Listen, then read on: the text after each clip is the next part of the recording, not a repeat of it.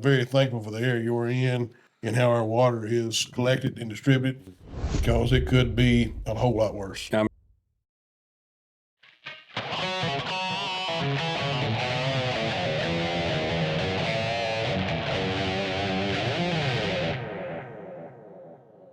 Hey everybody, welcome to ProfitDig Live. I'm Jeff Givens. I'm here with Jeff Spencer, What's up, guys? Christopher Work, Jerry Work, producer Jerry behind the camera. He's not mic'd up, but he's happy to be here. And then we've got our special guest, Scott Miller. What's up, Scott? How's it going? Scott works for the Dixon Water Authority here in Dixon, Tennessee. You're a return visitor. Yeah, that's right. Second or third time we've had you on. Third Yeah, time. third maybe. Yeah. Third. Yeah. Yeah, you might be. I might like all-time leader. MVP status. I might like you fellers. Yeah. I ain't got no choice but to like this guy. That's right. Yeah. Be kind of weird. You kept coming back. Yeah. I don't know why I gotta go on this ProfitDig Live again. Yeah. So I was thinking, right now, at least where we're at, and probably in many places around the country, it's like election time, local election time. For a nonprofit organization like the Water Authority here that we have, like, is that something that's impacted by local elections? So the local level, for the Water Authority, the county mayor, Dixon County mayor appoints two of our board members. Our board is made up. The Water Authority of Dixon County is created by a private act. Two board members are the Dixon City mayor and his appointee, and then two other board members are appointed by the county mayor, and then those four together collectively vote on the fifth member, which is from our Charlotte area, the what they call the old Harpeth Utility District. That's one of the areas that merged with us in 2002.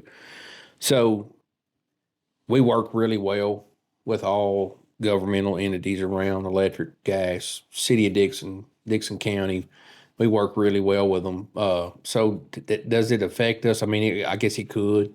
If the county mayor appointed the wrong person to our board, but our board members, our county mayor's done a good job of appointing good members. And then the city mayor, Donnie Weiss, and his appointee, which is Mike Outlaw, they do a good job. So Mike Outlaw?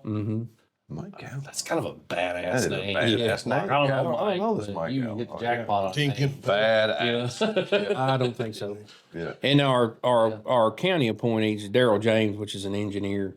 He owns an engineering firm here in town and in Nashville called James Plus and Associates. And the other appointee from the county is Paula Elazar. She owns Cajun Lake Lodge. I think Okay. she was in the corporate world. I'm not. If I say NHC, it's going to be HCA, but I think it's NHC. I can't remember. And then she's just recently opened up the Bayou Bell down here on Main Street. It's a Cajun restaurant that took the place of House of Is it Bread. good? Been there once. It's very good. Awesome. I'll check it I actually saw her today, and she'd been up there cooking. I think it's working her pretty good. Oh, yeah. And then our fifth board member is Todd Murphy from Charlotte. He owns Murphy CB, and also the Food Saver in Fairview, which is in our system as well. We do cover Fairview, and he and his brother Chad, of course, own the Murphy CB and the Food Saver in Fairview, and they're actually building Ace Hardware right now in Fairview. They're under construction right now. I think the building's up, roofs on it. They're doing the inside stuff. So So you're getting pretty close. yeah, So you just franchise an Ace Hardware? I guess they did. I don't know how There you go. they Yeah. done it. Yeah. Otherwise, they're going to have a lot of problems with the Ace Hardware lawyer team when they find out they called it Ace Hardware. So to dig a little deeper, Hardware, the F is little. Can't really see it. so Ace Hardware. to dig a little different and to go broader than the local elected officials. So on the state level, of course, when legislative goes in session, there's bills that come out, and we actually have a contract with a lobbyist. It's Daniels Governmental Relations. His name is Andy Daniels. He's been been a lobbyist for a lot of years. He's worked with us a lot. So he does some lobbying for us, just kind of keeps up with what's going on, what bills are going on. And also we're members of the TAUD, which is the Tennessee Association of Utility Districts. And we pay a fee to them. We get our training from them. They do a lot for the local utilities around here. And they have 2 lobbyists on staff that work during those sessions too. And also they always send a group up to Washington. So the election that's going on now in the 7th Congressional District between Matt Van Epps and I can't think of the lady's name. Afton Bear. Ben? But yeah. Ben? Yeah. Anyway. Yeah. So that can have some importance to us as well. So, but we have to do the politicking and talk to our representatives throughout, even in Washington as well. So they have a national rural water rally in Washington. I guess it's a legislation. National Water Rally? National Rural Water Rally. Rural Water Rally. Yep. So how wild is this rally? Y'all have go-karts and shit? Like, no, you put on suits. Bar fight? You put on suits and ties and you go to Washington and try to talk to your I representatives Oh, about okay. the things that's going on got you. in our Not area. as glamorous as maybe it's. No, Yeah. no, I've been once.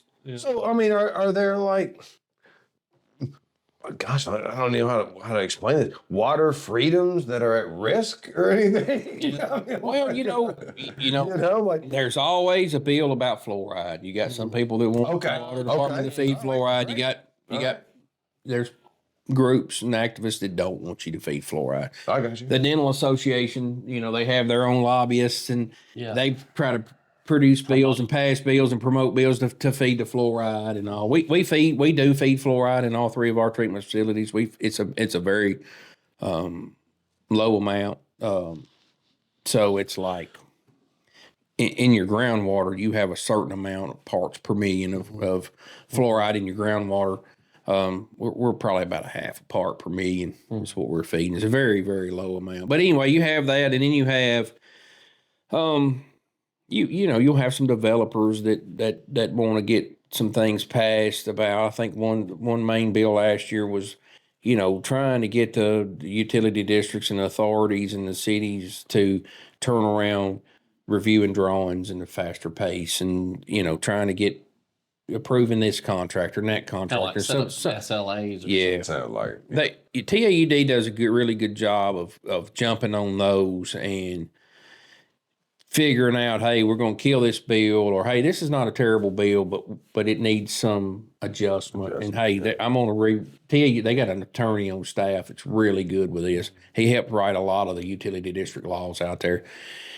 He can go in there and help rewrite that and get it to something that hey, this is passing. Hey, let's write this. Let's negotiate, get something we can live with, or if it's something that we can't live with, they'll fight it. So no, I think it's you don't think about that. I don't think about any of that. I just think about the water companies. Like, you didn't send me a notice. I've been a customer for 20 years, and I just forgot to pay the bill once. And wife's in the shower, water cuts off. I call. He's still on my street. He comes back. He turns me back on, charges me a cut-on fee. Goes home. Everybody's happy. How many intake systems do y'all have? 3. Out of the intake systems, are some easier to treat than others? I mean, Yes. yeah. That's what I was getting at. I mean, and I guess, are they the easier to treat ones? Are they more rural areas versus? So the Turnbull and the Piney, we pull out of Turnbull Creek, we pull out of Piney, and we pull out of the Cumberland. And Cumberland's the worst, yeah. Yeah, Cumberland's the worst. Yep. Yeah. Yeah, and that's the least rural. Yeah. 3. Yeah. But we have a state of the art water treatment facility there too. So I mean, you're The water we're producing is clean. I mean, we're regulated. We're heavily regulated. I mean, y'all are like in the top 5 in the state, aren't you, for clean water? I don't know if they've got Is that out of 8? Yeah. Yeah, I don't know that they grade us necessarily. Oh, hell, we got 3 right here. On 20 clean water, cleanest water, whatever. They do a TAUD will do a best tasting water contest. Yeah, right. Yeah. And That's what I was alluding to. there's 12 different regions in the state, and each region competes. Yeah. And then in February, when they do the National Rural Water Rally, whoever wins in the state of Tennessee will go compete nationally. Yeah. And we actually have done that once. Yeah. We actually won the best won taste it, of water yeah. in the state. That's We what didn't win in national. You did, you obviously are probably very humble. You didn't talk too much shit to the other water districts. Well, I told everybody Oh my gosh. they don't do a second and third place, but I told everybody we come in second because I mean who knew? Yeah. I mean who knew? There you go. Yeah. They're really trying everybody come in second. Yeah, everybody come in second. Everybody has the second best water in the state. Ricky Bobby said, Yeah. "Look, if you ain't first, you're last." You're last. Okay? That's right. There you go. You get those systems that are kind of west of us. They got a lot of what I call well systems down there. It's hard to beat those guys. Their waters. Well, that's why I was It's just wondering. it's just different. I know they used Really in to the have. west of the state. West Tennessee, yeah, they got a lot of well systems out there. I know people used to use. part of it. Is it the? Yeah, I mean it's just Sorry, a I keep good. cutting you off. No, I mean, years ago, I mean, it was like, that was one of the prime things they did was like well systems to distribute out through because it was the least amount of treatment required. That's exactly right. Yeah. And Most of that, I didn't know most if of they those. still done that now or not. Oh yeah, they do. Most of those well systems, you don't have to really do anything but put some chlorine Just in. filtration system, more or Yeah, less. yes, and it ain't very much filtration. No. Add chlorine to it. Yeah. So Yeah, I want to go back to something you said before when you were mentioning the different lobbyists.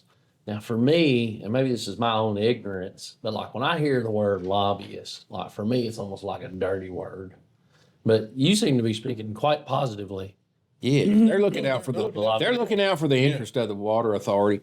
The Daniels government contract. Andy Daniels, he's a lobbyist for the water authority. He's a lobbyist for the Greater Dixon Gas Authority, and he's also a lobbyist for the electric department and also the city of Dixon. The lobbyist, when it gets dirty, it's like it It's like depends a on. people's freedom fighter. Well, no, it depends on what they're lobbying for. Okay. The mostly what they do is they're up there. They're at the state, and I'm talking on the state level. They're up there and they're seeing these bills that's coming out, and they're sending them to us. And hey, this is what's going on. This guy's pushing this. This legislator's pushing this. This representative's pushing this. This is what's going on.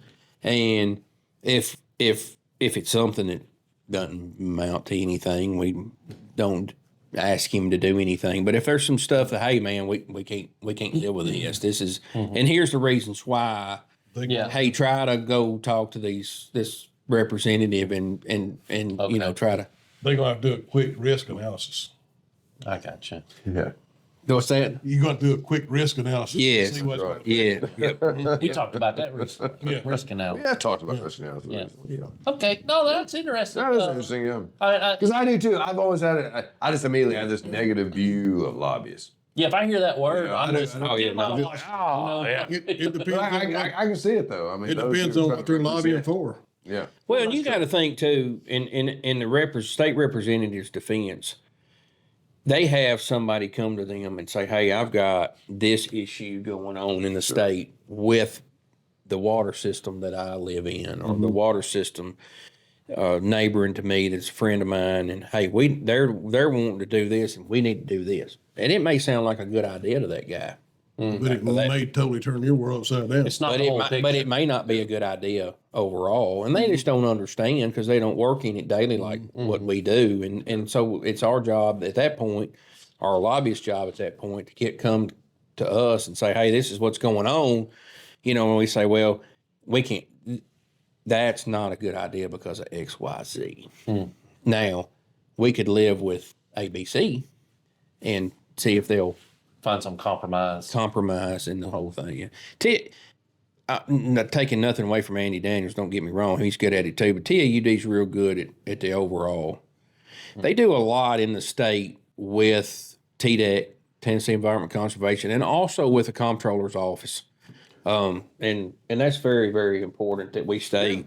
And do they really just represent entities within our state? Yes. That kind of other thing? Okay. That's right. Yep. All the utilities in our state, TAUD. If you're a member, Oh, you the gotta be- TAUD. So yeah, you they're gotta be lobbying on behalf of them. That's I missed exactly that. Okay. right. Yep. Okay. And so, like, I know, like around here, of course, I'm changing the subject quite a bit, but like around here, you treat your water, you put them in storage tanks, to help generate, for certain areas, to feed those areas where you got plenty of water. Well, like I have kinfolk who live up in Missouri, and their reservoirs, they do have a few water tanks, but they actually have dammed up and created land reservoirs. I mean, they've got huge lakes and ponds that they use to suction because they don't have the rivers or streams available, to get the water out of. So And that's they- scary. Yeah, it is. That's scary. I mean, people can walk by and just dump anything in there, and it's stagnant water. It doesn't circulate; it just stands there, and they pull it out of that. So, I mean, there should be. They're not under fence. I mean, you would think that a place like that would have that stuff fenced off, help for Yep. protected or whatever. But they have huge, even up in Ohio where Garrett was up there, for college. They used to go up these reservoirs and sled off these hills in the wintertime because they're so steep, and long. But that's where their water intake comes from. They take small streams of cumulatives that come in this one area and even pump some of the water into them, and then to draw out of those, to supply the people. So, looking at a situation like that, I'm very thankful for the area we're in and how our water is collected and distributed, because it could be a whole lot worse. I'm telling you, I don't know. I'm not saying that everybody don't realize it, but I'm telling you what we have here with our withdrawal out of the Cumberland, and of course our Turnbull and our Piney intakes don't take nothing away from them, but we're in good shape for several years here, and water is such a precious commodity to the people that live in our area, and it costs a lot of money to get it out of that creek and get it to the plant and get it treated and get it distributed to the homeowners. And not only that, but the areas that we have wastewater treatment and wastewater collection system, which is a sewer system, we strive very hard to discharge a very high quality effluent back into the streams, and we take it out of the stream, we put it back into the stream, and it's treated. And we're very highly regulated. We have surveys on the water side at least one time a year, and on the wastewater side at least one time a year. I mean, we have state inspectors come, and there's EPA, there's government regulations, there's all kinds of regulations we have to meet. We're very highly regulated, and so it's a very precious commodity.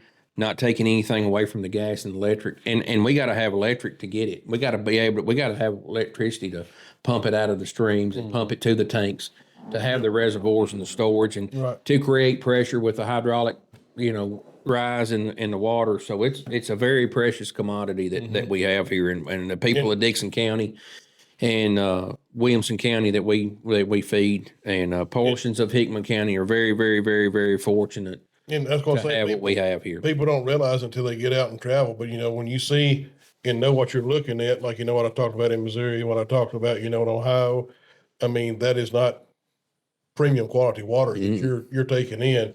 And it's a whole lot more cost involved to treat it, I would say. Absolutely. Yeah. And I don't care what Scott says. My God, gas and electric, y'all can go to hell. I'm just kidding. No. Just kidding.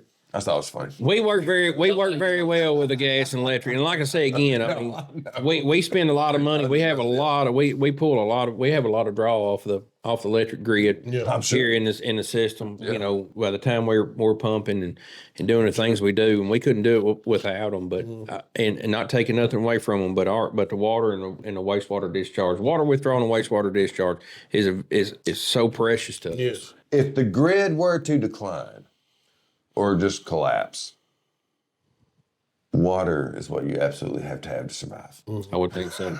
Yeah, well, your hierarchy starts with what? It's at the top. Oxygen, oxygen, and then water. Right? Those two things are probably at the top. Right, and oxygen only gets you by for a week or so. Yeah. So, You stop and think about, put things in perspective. You're talking about the electric and gas, in which I'm sure y'all have backup generators. But if power goes out, your generators fail, then you no longer have clean water.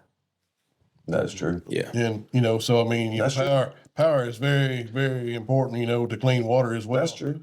That's true. No, well, for those of us who are lucky to have, reside in a rural area, we'll just sip from the creek until, it's so polluted that we can, no longer do that. Yeah, we use our massive amounts of guns to defend our land. Right.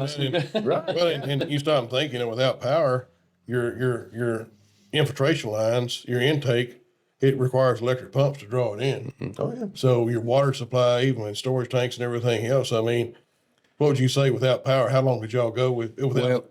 Well, in saying that, as long as we can get diesel fuel, Yeah, we can- generators keep going. Yeah, we can run. Yeah, we've got generators at all. The only Order some diesel. the only place we don't have generator backup power is here at Dixon, in our plants right beside the substation. So I mean, it's probably going to be the first one to come back on. Yeah. And we can maintain for a little while off the other two. and plus right beside the substation. You mean you're probably very seldom you're out of power anyway. If we are, it's not very long. Yeah. Yeah. Now, if there were to be a situation with like an extended power outage, like at the Dixon plant, for example, I mean, those lines are pressurized, right?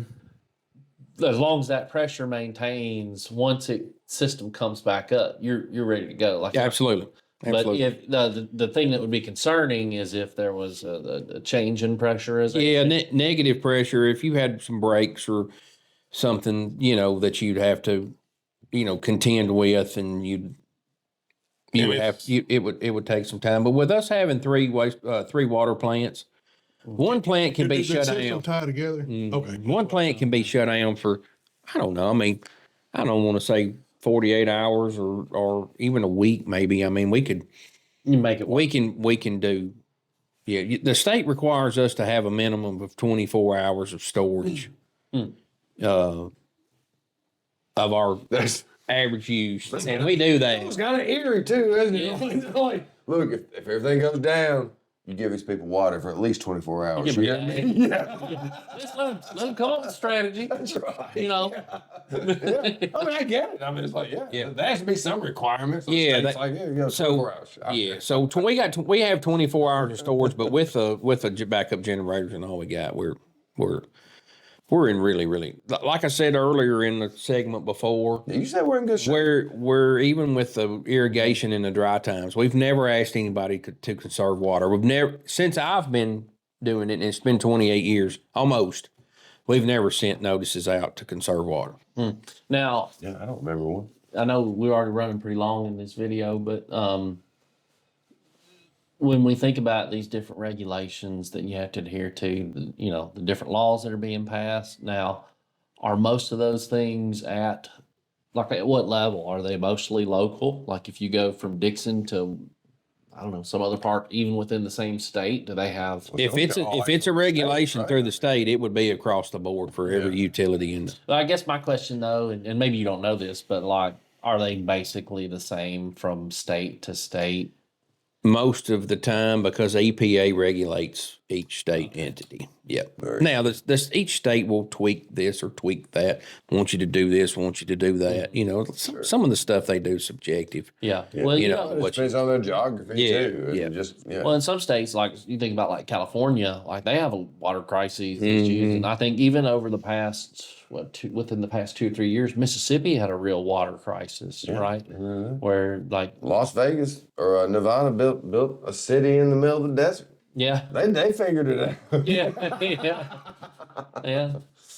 Hey, one thing I've been wanting to ask you, and I've been meaning to ask you even off camera, when we're riding around doing stuff, but like just say a massive, or not even a massive, but just say a general flood event.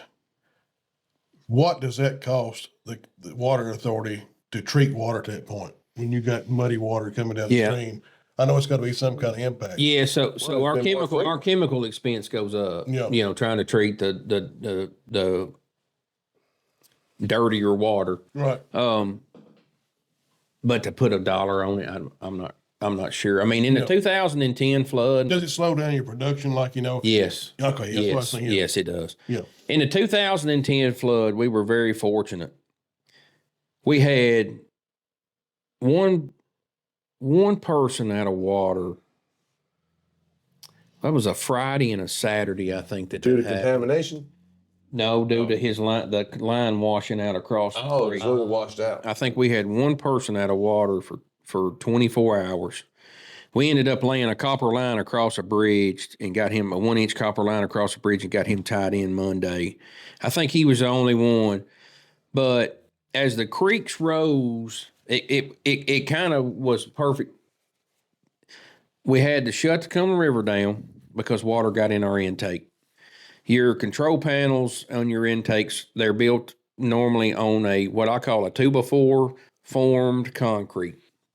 Water got to the bottom of that 2x4. It didn't get up in the control panel. It got to the bottom before it started receding.